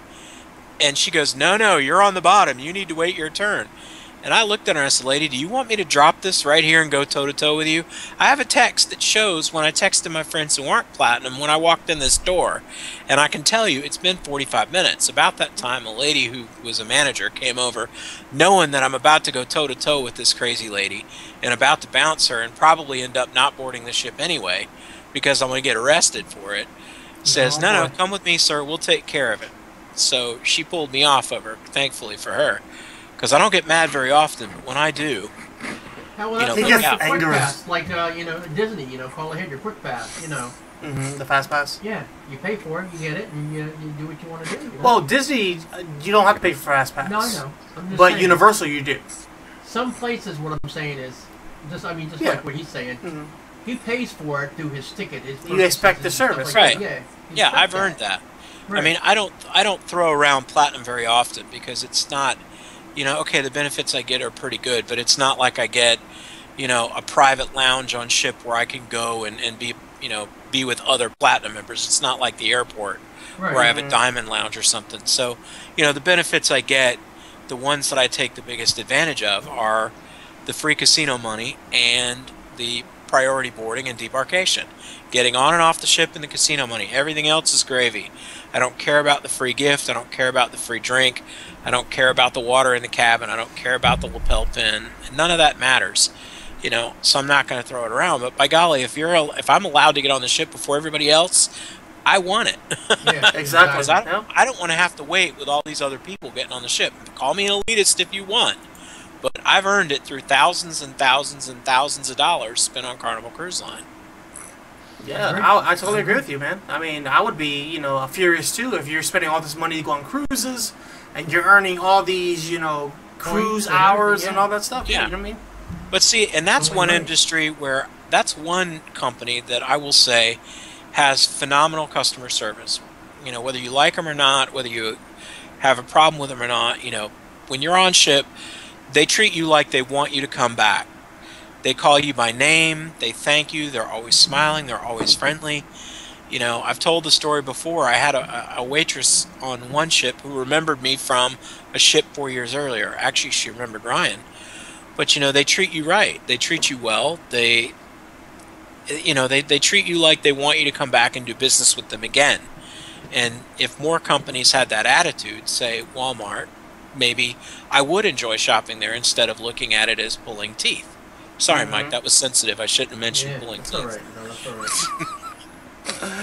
right. Oh, God. Anyways, that was hilarious for a minute. Yeah. Anyways, I'm just kidding. I'm just playing, honey. I'm just kidding. Anyways, See, I lost track of mine. Anyways, today's show is brought to you in part by our great friends at JustCast. Check out all the latest and greatest in broadcasting only at JustCast. Check out live broadcasts or create your own all for free. Join JustCast today. Check out guest cams and live chat plus so much more. Head on over to www.justcastlive.tv and become part of the JustCast family today, guys. Alright, so the last and final segment today, which is probably going to be very interesting maybe to both of you, we're all very familiar with Howard Stern. Yes? Okay. So, we all know that Howard Stern has done a lot of great things in radio. He's laid the path for a lot of people, has done a lot of great things, but also, too, he's been a man of controversy over the years. He recently, and I just found this out not long ago, but he went out there recently stating on his radio program, on Sirius Radio, that he's pissing off a lot of podcasters and YouTubers, stating that podcasters are, and excuse my French, fucking losers. Podcasters are shooting back at Howard Stern for his comments, saying, Stern is saying that YouTube's very own PewDiePie, for anybody who follows PewDiePie or know him really well, that he's not making millions of dollars on YouTube via his videos, that it's all just a fluke. Right. So, in my opinion, we'll start off with the whole podcasting thing. I was a little offended by this because, you know, I started out podcasting before when going ahead and branching out to iHeart and all that stuff. But, and we started out on Spreaker. Spreaker's a podcasting website. He went out to say that podcasting is not something that you can make money off. It's not a career. I'm going to go ahead and say this, and you guys can chime in if you want. But there's a lot of people out there who can't go or get into radio and head on over to those big radio stations like 106.7 or Hot 97 or any of that, you know, those big major stations because, you know, it requires a lot. So some people go out there to pretty much express themselves by doing podcasts, you know. Whether it be music or talk radio or you talk about sports or about video games or about wrestling, whatever you guys do. Howard started saying that it's a joke. Podcasting is a joke. Now, the only reason why I'm still offended on this subject is because we're still on Spreaker. We still podcast on Spreaker. What's your thoughts on Howard Stern pretty much saying that podcasting is not a real... What I feel is that he's threatened. I think he feels threatened by it. I think Howard Stern sees this as the next big revolution movement into broadcasting, and he won't be the king of it. Well, you know, and for those who know Howard Stern, he's been known as the king of all media. And you bring up a good point because his co-host, Robin Quivers, the African-American lady who's been with him from like 30 years, yeah. She said the same thing you just said right now. She said to him, do you feel a little worried about where radio is going? Because honestly, commercial radio is slowly fading out. Everything's going to internet radio and podcast. Right. If you look out there right now, you will know Joe Rogan. There's tons of people out there who with big names in Hollywood that have these podcasts. Right. What are your Kevin? What do you think is? Do you think Howard Stern may be getting a little worried about maybe his career? Because honestly, I got nosy and I went ahead and checked his viewership compared to what he used to. He used to get like 1 billion listeners. Now he's getting maybe only a couple of million, maybe 2 or 3 million. That's it. I think Howard Stern is in the same position that the nightly news programs found themselves in, because you watch the you watch the 6:30 national news, Tom Brokaw, right. Dan Blather, and all these other. I know it's Rather, but anyway. Blather, I get it. He talks too much. Peter Jennings, you used to watch these guys, and before that it was Walter Cronkite. And I think Howard Stern can be considered in that type of conversation because of the impact he's made on the business.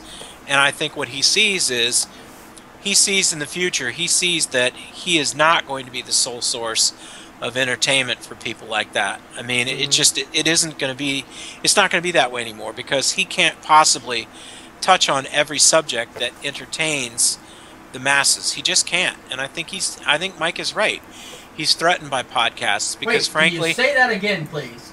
Mike is right. It does happen, but in this case, I believe Mike is onto something, because it is true that I think he's threatened by podcasts, because I can go out to YouTube and I can watch a video about a video game that I'm playing. I can watch somebody, a private citizen in Syria, talk about the situation there. I can watch Steve and Jody talk about everyday life in their world. I can watch Shipmate Meg talk about her sexiness, life on a cruise ship. I can watch Mr. Dyer talk about Bigfoot. I can find literally at my fingertips a person who thinks they're a subject matter expert about any subject that I want to listen to. My professor's podcasts, a lot of them podcasts, they have their lessons on podcasts, so if you miss class or you want to hear it again, it's out there for you. And I think Stern sees the writing on the wall is that he can't be the king of media anymore, and I think, frankly, it scares him. I don't even know where to listen to Howard Stern in my market. I have no idea. I have Sirius XM radio. Can I listen to him there? Probably. Do I? No. I used to when I knew where he was locally. You know what Sirius XM radio is? If you really want to look at it, and I've been analyzing this a little bit, because I do a lot of driving, so I listen to a lot of Sirius XM radios. And when I'm listening to sports talk or radio talk, and you have 2 or 3 different people, most of it's nothing more than somebody doing a podcast from their house, Skyping in to the next person. Exactly. Especially with the sports figures, when the sports, all these broadcasters live all around the United States. It's not like they're in the same studio doing this daily show. So they're calling in, and you can tell by the interruption drops that they have from their phone. So they're calling in and they're talking, and they're over the phone doing this, or they're doing a podcast, and they're saying what they think. But it's all through podcast, most of it. And even when they do the 70 station, the 80 station, and the 90 station, and all that stuff, all their radio stations that just play music, you still have live DJs and stuff where you might have one on one end and one on the other. They don't have to be in the same place. You could have one with the producer, and then somebody's calling in like Kevin is. And I think Sirius has brought a lot of that on, and frankly, that is, if it wasn't so popular, Stern wouldn't have wanted to get on there so bad to begin with. He signed with them. He knows. Well, and when you look at his website, all of his previous shows are archived there for you to watch. In essence, those are podcasts of his shows that you can listen to anytime you want to. Exactly. So, I mean, you bring up the point about sports guys. I mean, Dan Patrick left ESPN after a contract dispute with ESPN, and he moved to a town called Milford, Connecticut. Where does he do his show from? Milford, Connecticut. He does it from a studio above a subway right near his house. And that's the beauty of what we do, because I'm at my home right now doing this radio show. I could be in studio if I needed to be, but I can do it from my own house. I can podcast from my own house. Cuts down on overhead. Think about how much these people save by doing broadcasts from their own place of their own house.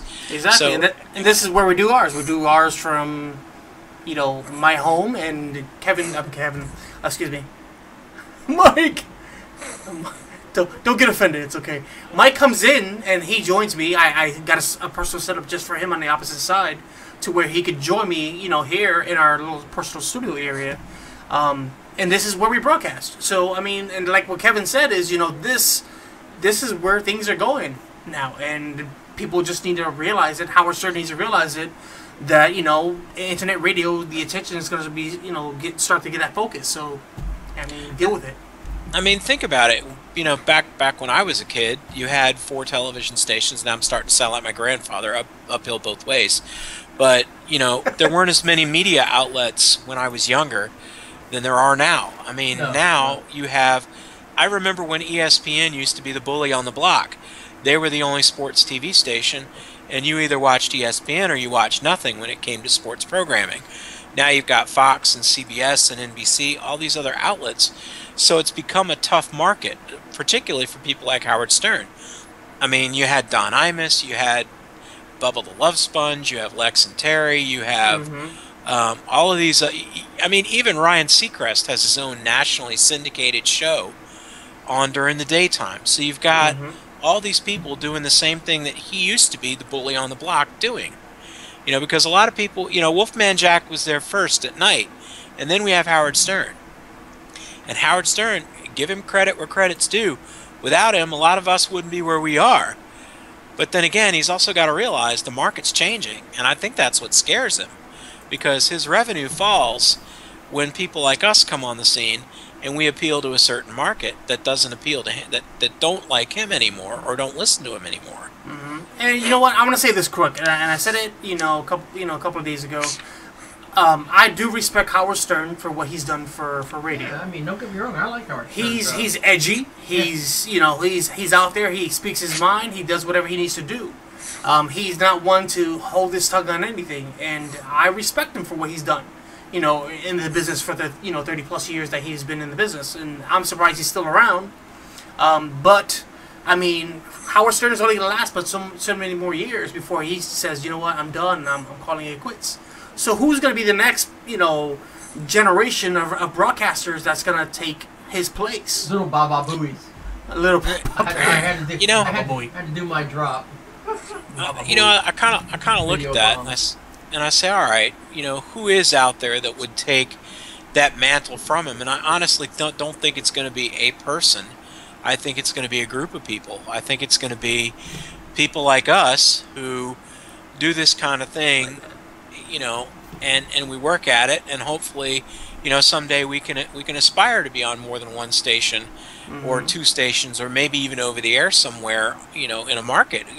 That's what you aspire to do. I don't think it's going to be a single person. I think it's going to be a group of somebodies, and where better to hone your skill than on podcasts, because you can get feedback from people who say, I like this, I don't like it, what are you thinking, When we go off air, I've got an idea that I was thinking about today. Even though I have short-term memory loss, it kind of hit me.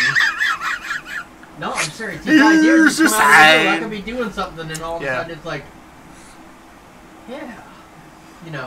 So when we go off the air, and it has to do with what we're talking about here. Because I told you, I just didn't feel like I was in the game and everything, with my collective, mind, your thoughts, thinking about the show, So it's something I'm going to bring up when we're done. Yeah, of course, yeah, sure. And what Kevin's pretty much saying is, we would like to become syndicated, a syndicated broadcast, to where we air in different networks around the world. Right now, we are syndicated for iHeart, and we're syndicated for TuneIn, but we want to get on bigger stations. We want to be able to have our broadcast air different parts of the country, different times of the day. Be live 24/7, and just be able to cater to a different audience and be able to satisfy everybody. Bring out different programmings, and that's why which I would like to happen is to bring on other hosts with other shows and just have things running 24/7 all day long. I'd like to be able to do a cable release type of channel. Now on cable network, simulcast. So Lewis, you're a business insider. You've done this a while. How hard would it be? And I'm thinking about this from the perspective of the people who do podcasts who aspire to be on maybe a 107 or 106 or whatever channel it happens to be. How hard is it to get on a station like that? Pretty difficult, because when you go to a radio station, they want on-air checks. And if you guys don't know what on-air checks is, pretty much you're going into their studio. You're working with their equipment. They give you a certain time limit to where they want you to know. Because I'll be honest with you, once you get into a professional studio, it's a whole different atmosphere from what we're doing in here. Oh yeah. You got different boards. You got it's craziness. And this is just me saying this because I worked in a television studio. So I had to learn the ins and the outs, different programs, the software, things of that nature. But to get into a professional studio like 106.7 in Orlando, whatever it is, it's very, very tedious. They want your on-air checks to be like on point. For us to be picked up or to be syndicated, we gotta be at a certain level. And honestly, I think we're good, but I think we could be better. Yep. You know, it's making sure your timing is correct. You make sure your personalities on the air are doing what they need to do. It's like making sure you're taking your commercial. That's why I'm being a little bit more hard on these commercials, because you gotta make sure those commercials are out there. Because if anybody else becomes interested or other radio stations see us, they gotta be able to say, well, you know what? They kind of know the gist of what we're looking for.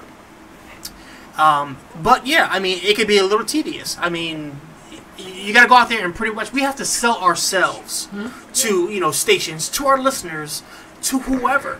We got to show them that we have that following, that audience, that we broadcast on all these networks, and what our following is on all these things. And if you notice that board right there, which I haven't updated in a while, that has all of our and Kevin can't really see this, but we have a board up here that has all our ratings, and pretty much it gives us the date we broadcasted, the shows we broadcasted on, how many listeners tuned in, if we were up or we were down. We got to be able to provide all that. And you guys have seen a little bit of that because I sent you a graph, a little bit of a graph a couple of months ago, so you guys kind of got an idea of how things work behind the scenes. But seeing that you have all this time on your hands, you can go ahead and update that for us, and then we can have a discussion on it. And the reason I asked that question is because, not everybody gets to go on, on air automatically, or not everybody gets to do what Howard Stern does or how he got his start. And nowadays, this is, not that what we do is practice, because it's not. We do a good job. But in a lot of ways, this is giving... I'm sorry, I didn't cut you off, but where we are pretty much owning the craft. We're learning, we're building, and we're experiencing. We're learning from our experience. And this is always a good experience to bring along to a station, or, whether it be television station or to a radio station. You can say, hey, you know what? I've done this radio program for 5 years or 2 years or whatever have you. You can just... You have that behind you. I meet people all the time. I mean, really, I met Melissa Smith. I met, of all people, the Bigfoot hunter, comes into the shop. I get bike weeks coming. You know how many different people, Biketoberfest in Daytona, are going to come in there just as tourists or whatever, and event for the event, and then NASCAR, all those people come in. And I always ask them, everybody that I work with looks at me like you're crazy, because I always say, so what do you do for a living? You know what I do. What do you do for a living? Oh, really? I'm looking for a conversation piece to kind of break the ice, so it's an icebreaker for sales, but still. So what do you do for a living? Oh, well, we do this. I said, oh, you down here for vacation, blah, blah, blah. Oh, no, actually, we're down here for an event or this or that, So now they're telling me what they're doing here. Yeah. And now I know what they do, right? And I'm like, my mind's always spinning. Okay, so what connection do I have here, Yeah. Are you okay? Sorry. Yeah, there's a box down by my chair, and my cat is trying to squeeze inside of it. So anyway, so you know what? The more I think about this, Howard should actually be happy with what we're doing, because we're going to make radio better in the long run, because we're not going to have to be tried out on the air. People are going to know what we're about before we ever get there. They're going to know who we are, what we do, and you're not going to have to hire that guy or that girl, put them on the air, and then find out they suck. You're going to know pretty much ahead of time by their podcasts, by their YouTube channel, by whatever, how they're doing, and whether or not they can do the job. I mean, look, YouTube is crazy. My son watches YouTube all the time. He watches gamers. He watches Minecraft people. He watches insane videos about what people do in Minecraft. That's where we're headed. We're not headed toward... He's not going to find that on traditional TV. And there are things that you can listen to on iHeartRadio and TuneIn and Ustream and JustCast that you're not going to hear on the radio, because the market for that might not be such that 107.8 whatever is going to pick it up, because it doesn't have that big a draw. But on the internet now, or in podcast, it does have that draw. And I think the next steps that we need to take as a broadcasting network is, and we talked about this earlier this year. We really had to have the opportunity to, but we were supposed to go to MegaCon. We didn't get to do that for whatever reasons, but we need to start attending those events and getting our press passes and, taking part in the bike weeks and just getting our name out there so people can say, hey, you know what? We know that radio station, and then the workers start, flowing around. But you know what? Right now, we're only a 3-man team. Right. We need a little bit of a bigger team, to kind of assist us with that type of thing, because that's a lot of work to get, to become part of these events. And what do all these podcasts and internet radio shows and YouTubers have in common? They have a major social media presence. Mm-hmm. I mean, they are always on social media. There's a girl on Periscope named Lindsay. Her screen name used to be Lindsay Pie. Now it's Lindsay Law. And she does Periscope almost every night. She's on Twitter every day. She's on Facebook every day. She's talking about what she's doing. She's getting the word out that she's going to be live on Periscope at 7 o'clock at night, and she's going to talk about this, and she wants you to interact with her. So a lot of, the face of media and the face of radio and the face of the internet in general is changing as a result of what these people do. Oh, wait a minute. I gotta correct myself, because Shakira just wrote me. She said, wait, I'm not part of the team? And she gets a little sad face. Oh. Well, you are part of the team, but she's welcome anytime she wants to come in and take the chair.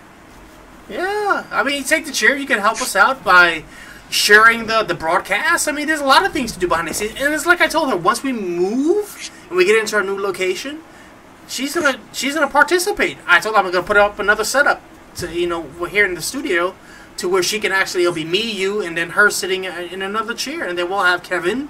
Or if Kevin ever decides he's gonna come down, he can come sit in the chair and whatever too. You know what I'm saying? So yeah, I'm gonna have to find a Tuesday night to come down, because it might be more interesting having me in studio. I think that sounds like a good idea, but I think that's gonna be good for because we're moving. I'm moving out of here soon. So once we get settled into the new house and stuff and get the new studio set up, then I think that's gonna be a really good idea. That'd be awesome. I'll have a surprise for him when he gets there. No teabagging. He's gonna fumigate your room. Yeah. He's gonna make sure he's on powerful antibiotics that week so he can fumigate for you. Warm the chair. Oh yeah. I'm on them now. It just must have been the type of antibiotics I was on last time, because. So anybody tuning in, there's that little like and subscribe button, pulling in a Ship Meg thing, down there somewhere or up there somewhere. There's like, subscribe. So like our YouTube channel, subscribe to it. That way you get updates when we post anything. You get to see Lewis and Shakira have fun in their car, since Shakira drives all the time and Lewis films all the time. Oh no! Hold on a second. I drove today. Yes, I did. We had to do some pottery stuff, and we went out to lunch and stuff, and I drove. Yes. So tune into the YouTube channel. That's a great way to keep up with us. A great way to watch what we're doing. Like the Facebook page. Follow us on Twitter. The links are out there. So we tweet. We Facebook post. Mike's blog goes up every now and again. Mine goes up weekly. Not always on Tuesday, but it goes up. As long as it goes up during the week, that's all that matters. So there's a lot of ways to get a hold of us, and you know what? Honestly, I want our listeners to interact with us more. I don't want it to be just about the three of us. I want to hear what they're thinking. What do they think on drones and air safety and Jade Helm and Howard Stern? What do they think? I want to know. And we want to know what you think about dildos being smacked in the face and all that good stuff. Hey, we want to hear it all. I'm sorry, I just had a moment. Man, that look Mike's giving you is deadly. I know. I'm glad you paid attention to that. But okay, so we are a four-person team. I'm not gonna say a 4-man. We're a 4-person team. Shakira's part of the team. That's it. We're leaving it like that. So, and we're still planning on having the drone fly over your wedding. It's gonna be inside. That's gonna be a very tough thing. We'll get Mr. Dyer to do it. Hunting Lewis. We'll fly the drone over, and then we'll all start shooting at it during the wedding. Okay, so I want to bring this up real quick, because we only got like 4 minutes left in the show, but originally the idea was, my sister brought up an idea. me and Shakira want to have a traditional wedding and a ceremony and stuff. My sister's like, why don't you just have a simple beach wedding? Everybody just comes in a nice white, dressed in a nice white attire and whatever. And Kevin, Tell your sister she's dreaming. I've been to beach weddings. Yeah, I did. Nah, I've been to a couple of beach weddings. They don't work. Oh, Sand blowing in your face. There's people around. I mean, you have people attending your wedding that you have no idea who they are. Exactly. I mean, because it's on the beach, and then you have the weather. So what happens if you have bad weather? What happens if the tide changes? You know what I mean? True. There's a lot to it. I mean, if you want to do it, I think it's a great idea. But can you wear white, My dreams are Lewis? crushed. Are you allowed to wear white, Lewis? Can you wear white still? Well, listen here, sir. It can be off-white. No, all right. It can be eggshell white. Yeah, it's okay. The sun will be bright enough. It'll make it look white. It's okay. Shakira says, no! Don't talk about the wedding. No, I think maybe a nice country club with a nice lake view. Well, we already found a location. We're just waiting to put down a down payment on it. Okay, well... Do they allow drone traffic? Not. No. It's inside, buddy. Oh, rats. We could still fly one inside. Oh, man. You guys are just so on, babe. If you listen to the show right now, you hear these guys. They're so on to get this broadcasted live over the internet. It could be the event of the season, man. We could have a whole show on this. We could have the wedding planning show. I think people would be interested in that. She could come on and talk about what she's going to get, and talk about what you think you can get. No, we're just going to box everything up and take it to the church and set up the studio with some tables. It's not going to be in the church. It's going to be in the hall. In a hall? It has to be in the hall, yeah. It'll be a live broadcast. Mike and I will be doing play-by-play. Right. Mike can do play-by-play. I'll do color. It's gonna be like a freaking wrestling match. Yeah. And coming down the aisle. And now Lewis appears to be sweating mightily about the brow. Shakira has entered the building. Shakira says, "I do." jaw hits the floor. Shakira says, "I do." Oh my God. He has just locked up his knees. There he goes. I think He's going down. Lewis is going down. I think he just crapped his pants. Went down for real. And now the minister has said, "Speak now or forever hold your peace." A hush comes about the room. Shakira says, "No hot sand, bugs, wind, sweat. No thanks." She says, "Oh goodness, Lewis is more of a bridezilla than me." LOL. Yes, he is. So you're going to be the one standing in the dress shop. I don't like this hem. I told you I wanted a beaded hem. See, you know me well, Kevin. Kevin did that pretty good. I know. I'm worried about you. I'm special like that. It's just so special. So, Kevin, is it Dashing in a long veil with a nice train. You know, the kind of train that you have to have two little children with flower baskets carry for you. So, Kevin, let me ask you now. Since I'm working on the list, is it you plus 2? Me plus 2, yes. Okay, and then Mike is you plus 1. 3. Dogs come. You bring the dog. Me, my wife, and my dog, and my beer. Oh, and your beer. So it's 4. There'll be plenty of beer there. Don't worry. No, I said me plus 3. That's 4. My beer, my dog, my wife. Not necessarily in that order, Denise. No. Oh, man. To deal with him at his wedding, I'm going to need plenty of beer. Oh, my God. Well. All right, guys. We're going to get ready to head out of here. Any final words before we head out of here tonight, gentlemen? YOLO! It's Cat Meow! Perfect timing. You only live once, everybody. Cat says Enjoy like while or you're subscribe. Like or subscribe. Meow! All right, guys. Thank you guys so much for tuning into the weekly rundown this week. We will see you guys next Tuesday night. I want to talk about some theme park stuff that's happening next week. So some things are happening at Universal. Some new things are happening at Walt Disney World that you guys should be knowing about. New attractions. Kevin's going to like the new Star Wars land that's coming. Just saying. Yes. So all that good stuff. So we'll talk about some of that stuff next week. But till next time, guys, thank you guys so much for everything. Luke, I am your father. We'll see you guys soon. Don't forget to check out our official website, www.102dlgradioorlando.com. If you enjoy what we do here, please take the time to donate or become a sponsor of our program. And like Kevin says, hit that like, subscribe. For Kevin the Iceman Tapey, for the Professor, Michael Benson, and for your truly DJ Friction. We'll see you guys next week. Much love, y'all.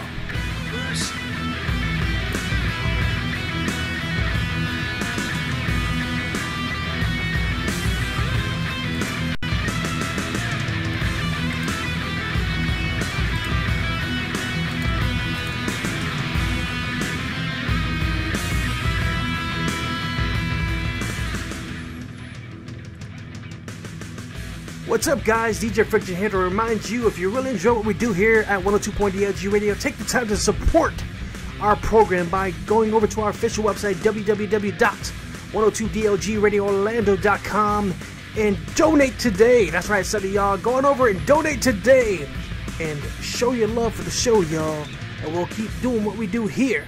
Much love.